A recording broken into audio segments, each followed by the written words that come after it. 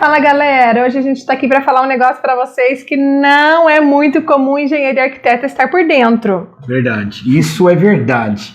Nós vamos falar um pouquinho aqui sobre contabilidade, né? Vamos falar um pouquinho sobre essa questão. E se você é arquiteto, se você é engenheiro, se você é designer de interior e você trabalha com serviços, a gente quer te dizer o seguinte: não adianta só você dominar as questões técnicas. Se você quiser ser um empreendedor de sucesso, conseguir ganhar dinheiro na sua área, na sua profissão, você tem que conhecer mais do que as questões técnicas. Importantíssimo. Importantíssimo. E aqui a gente vai falar sobre muitas coisas para você. A gente vai falar sobre administração, vai falar sobre economia, a gente vai falar sobre finanças, nós vamos falar sobre vendas, que é algo muito importante. É o coração do negócio de qualquer empreendedor. E a gente quer falar também sobre, contar um pouquinho sobre contabilidade com vocês, que é algo que geralmente os arquitetos, engenheiros, os designers, geralmente não dominam, mas que tem que começar a entrar nesse mundo para você ter sucesso na sua área. Ó, a primeira dica que a gente dá: entenda sobre contabilidade, perdão. Tem que entender sobre isso, tem que estudar sobre isso, tem que reunir com o seu contador. E outra, a segunda dica muito importante: nunca deixe tudo na mão do seu contador, porque assim, os números são muito ingratos, então eles também podem errar. Então assim, quando você está com controle da sua empresa nas suas mãos, você vai estar conferindo o trabalho do seu contador. Exatamente. Então exatamente. Nunca deixe isso na mão dele sozinho, confiar, acabar, não. Traga para perto de você, entenda quais impostos. Flávio vai falar um pouco para a gente sobre isso. Sobre isso, exatamente. Mas não deixe tudo na mão somente do escritório de contabilidade ou do contador. Tenha esse domínio da sua empresa para que nada vá mal, porque senão você pode pagar um preço muito alto lá na frente pela falta de conhecimento de contabilidade. Verdade, verdade. A gente tem uma contadora que já está há 10 anos, ou até um pouco mais do que isso, com a gente trabalhando, né? E a gente costuma dizer o seguinte: contador, geralmente, se você acertou, se você tem alguém que faz um trabalho para você, evite trocar. Case Isso com essa pessoa. Isso é muito importante. Case com essa pessoa, porque o que acontece? Durante o período contábil, e eu estou falando aqui para quem é um profissional e tem um CNPJ, né? Já abriu uma empresa, tem um negócio e precisa de emitir nota fiscal, né? Então, o que acontece? Você tem duas opções como profissional. Ou você trabalha com pessoa física, quando for preciso você pode emitir nota para pessoa física, né? O ISS, né? Isso, você vai na prefeitura e faz recolhimento do ISS, né? Junto ao ICSQN. Aí você emite uma nota fiscal como pessoa física. Ou você tem a opção também de ter uma empresa, ter um CNPJ, empresa já constituída, né, junto à junta comercial, e a partir daí você vai fazer o quê? Você vai emitir notas fiscais, você tem que ter um contador, e ao longo do ano existem várias declarações que têm que ser feitas, várias entregas. Então, quando eu digo para casar com o contador, é porque esse processo de trabalho do contador, ele é periódico, cada mês você tem declarações a serem entregues e tudo isso. Então, se você ficar trocando de contador daqui e dali, é um problema sério, que você vai se perder nesse processo. As multas são altas junto à Receita Federal, principalmente junto aos órgãos que são federais, né? Então você precisa entender isso, conhecer as datas, saber os percentuais e estar acompanhando isso de perto. Controlando tudo, porque o que acontece? Isso te ajuda a ganhar dinheiro, porque você vai deixar de dinheiro ir pro ralo, perder dinheiro. E por outro lado, te ajuda também a evitar você quebrar lá na frente, porque a gente já teve casos de empresas, de conhecidos nossos, que quebraram por causa de questões contábeis, não fizeram declarações, multas altíssimas, impostos acumulados. Chegou num ponto que valeu a pena pro cara fechar e fechar a empresa e sair fora da área, porque tinha tanta dívida acumulada junto à Receita Federal que se tornou uma bola de neve. Então, é uma questão séria, tem que ficar bastante atento com relação a isso. É verdade. E um ponto que eu quero falar agora, Karina, é questão de pessoa física emitir nota fiscal. Fala um pouco pra gente sobre isso. Então, quando a gente emite pelo ISSQN, geralmente é um imposto em torno de 5%. Sim, certo? Isso varia de município a município, Sim. Mas em geral é em torno de 5%. Aproximadamente, né? Isso. É em torno de 5% e tem as questões do imposto de renda. Fala pra gente, Flávio, como é que funciona da pessoa física em relação ao imposto de renda? Exatamente. Você sabe, você deve possivelmente, se você já está na área trabalhando, e você é um profissional, não tem empresa, você mesmo que tem empresa, você já emite a sua declaração de imposto de renda todos os anos, certo? Mas o que acontece? A declaração de imposto de renda, todos os anos, o leão ele faz o quê? Ele verifica a sua... Sócio. É o seu sócio aí, né? Ele verifica o quê? Ele verifica, junto à sua declaração de pessoa física, não estou falando de quem tem empresa, pessoa física, especialmente agora, nesse momento. O Leão vai olhar e vai falar o seguinte, olha, para faturamentos até X mil, até 23, 24 mil, referente ao ano de 2019, 2020, por exemplo, que é quando a gente está gravando esse vídeo aqui, em torno de 23, 24 mil, você é isento do imposto de renda. Ok. Mas aí você vai lá e emite uma nota fiscal. Isso, o período de faturamento é anual. Então você emite uma nota de 40 mil reais, por exemplo. Você está isento de imposto de renda? Não, você não está isento, você vai ter que recolher. Só que à medida que esse valor de faturamento vai aumentando, até em torno aí de 45 mil reais, você tem em torno de 15%. Acima disso, o que vai acontecer?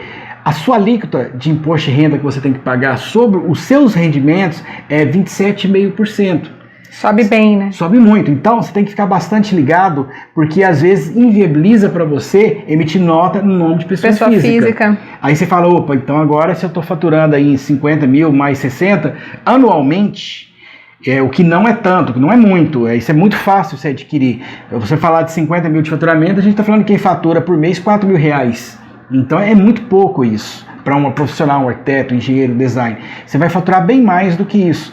Então significa que pagar 27,5% de imposto de renda é uma facada e dói, né? Estou falando mais de 1/4 do seu rendimento são impostos. Fora o ISS, que é mais 5%. Então 27,5% com mais 5%, você está indo para 32,5%. É isso, né? Então 32,5% é uma facada maior ainda. Então, aí de repente, vale a pena você analisar se vale a pena ou não você constituir uma empresa jurídica, uma PJ, né? PJ também tem as suas nuances, tem a forma como você abre, você tem os seus custos, tem que ter contador, etc. O que vale a pena é fazer contas, fazer custos, para ver o que vale a pena. Botar na ponta do lápis. Botar na ponta do lápis. Né? Mas, se você constituiu a empresa, a gente sabe que tem vários tipos de impostos que você também vai recolher, né? Não é verdade? Fala pra gente, Flávio, quais são esses impostos? Então, a gente tem impostos que são municipais, impostos que são estaduais, impostos que são federais, né? De uma maneira geral, uma empresa ela pode ser classificada em empresa do tipo lucro real ou do tipo lucro presumido. Quando a gente fala de empresa do tipo lucro real, a gente está dizendo que você faz a apuração da receita que você faturou, abate os custos que você teve. A partir do momento que você tem um lucro já definido, em cima desse lucro é que é tributado os seus impostos, ok? Lucro presumido é um pouco diferente. Lucro presumido é da seguinte forma, o próprio nome já fala, né? Se presume um lucro. E como que é feito estimativa, isso? Né? Estimativa, exatamente. E se tratando de estimativa, a gente fala que empresas de serviço, de uma maneira geral, é tributado 16,33% de imposto, e são os impostos federais e municipais. Se você vende serviço, que é o nosso caso, e não vende produto, você não tem impostos que são impostos estaduais, né? Tem os impostos federais e os impostos que são municipais. E eles mudam, Flávio, de estado para estado, de município? Só como é que é? Imposto municipal. O imposto municipal, sim, ele pode variar de 2% a 5%, depende da cidade. De uma maneira geral, quase todas a maioria das grandes cidades são 5%. Certo. Né? É a alíquota já definida pela prefeitura municipal. Agora, imposto federal não, ele vale para o Brasil todo. Federal, né? Federal, não muda, né? Então, nós temos basicamente para quem é lucro presumido, que vai ser a grande maioria. Por quê? Aí vem a grande pergunta, por que lucro presumido é bom para quem é prestador de serviço? Porque as margens de rentabilidade de quem é prestador de serviço geralmente são maiores. Nós estamos falando que você tem margem de 25, 30, 35, 40, 45% de lucro em relação ao que você fatura, porque os seus custos fixos geralmente são baixos. Então, trabalhar com lucro presumido é uma vantagem contábil. É por isso que você tem que entender de contabilidade. Você começa a perceber o seguinte, se eu trabalho no lucro real, eu vou ter que provar despesas, eu vou ter que atribuir despesas e aí apurar lucro, então as alíquotas acabam se tornando maiores. Se eu trabalho com lucro presumido, e isso é bom para quem tem empresas que trabalham nos serviços, que é o nosso caso, para você que é engenheiro, para você que é arquiteto, para você que é um design de interior, para você que trabalha com prestação de serviço de uma maneira geral, seja até médico, advogado, essa galera toda. Que presta serviço. Presta serviços. É muito melhor se trabalhar com lucro presumido, que você paga menos imposto. Isso é bastante legal. Agora, impostos federais. Se eu sei que o municipal é 5%, da onde que vem o 16,33%? Aí você tem o seguinte, você tem PIS, que é um imposto federal, é 0,65%. Você tem o COFINS, que é 3%.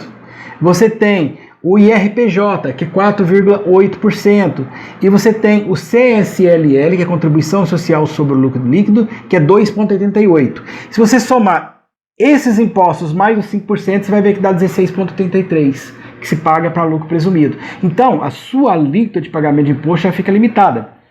Se você tem uma empresa e depois a sua empresa deu lucro, né, contábil, ou seja, você gastou menos do que você faturou, você vai fazer distribuição de lucro da sua empresa para a sua pessoa física.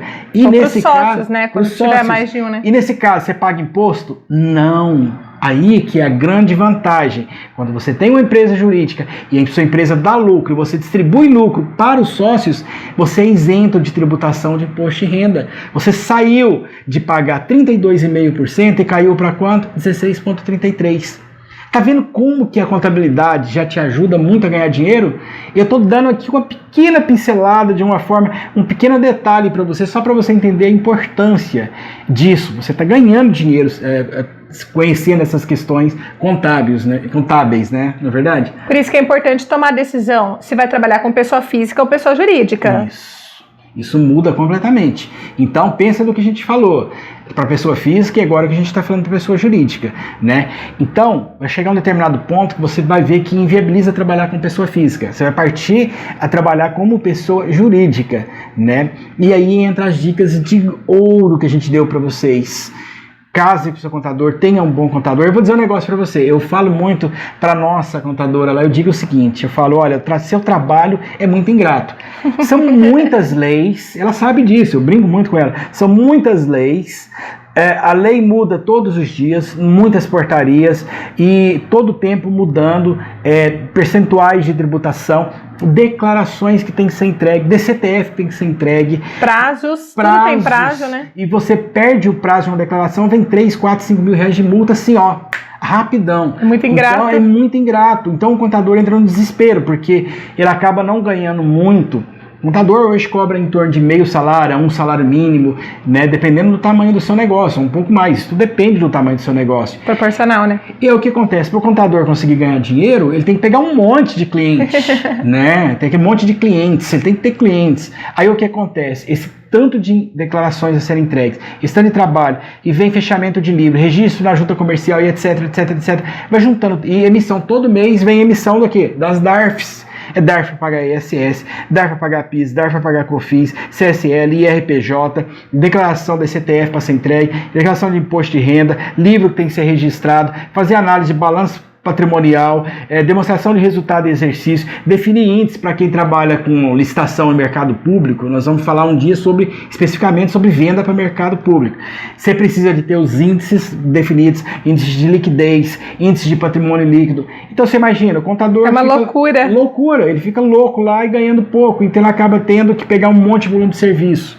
Dentro desse cenário todo que a gente falou aqui, significa o seguinte, o que eu estou querendo dizer para você?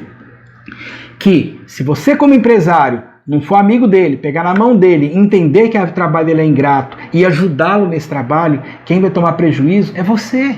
É você mesmo, porque todos os problemas que tiverem acontecerem, o dinheiro vai sair pelo ralo e vai sair do seu bolso. Isso que você tem que entender. Então, conheça a contabilidade, estude contabilidade, conheça as nuances da contabilidade. Eu dei uma pincelada aqui, talvez aí, ó, 1%, 2% de todo esse cenário contábil, que à medida que você se torna empreendedor, você vai conhecê-la de perto, né? Tem muita coisa, e muita coisa legal. Porque parece complicado, mas vocês vão ver que é divertido, porque eu entendo o seguinte, para mim é divertido tudo aquilo que você faz que te ajuda a ganhar dinheiro, a não colocar dinheiro pro ralo, não deixar o dinheiro embora, né? Então vocês vão perceber que isso é legal. Depois que você entende a logística, a lógica da coisa, fica tudo fácil, né? Tudo fica mais fácil. É verdade. Né? Então essa é a nossa dica de hoje. A gente deu uma pincelada nisso, a gente vai falar mais sobre essas questões, mas eu acho que deu para você ter uma visão bem legal aí desse princípio de contabilidade, né? É isso aí, pessoal. Cuide da contabilidade da sua empresa, hein? A gente vai ficando por aqui. Até o próximo vídeo. Se inscreva no nosso canal. Você pode nos seguir nas redes sociais. A gente está no Instagram, Twitter, LinkedIn, Facebook. Você vai achar a gente com esse nome de Empreendices. Abração, pessoal. Um abraço para todos.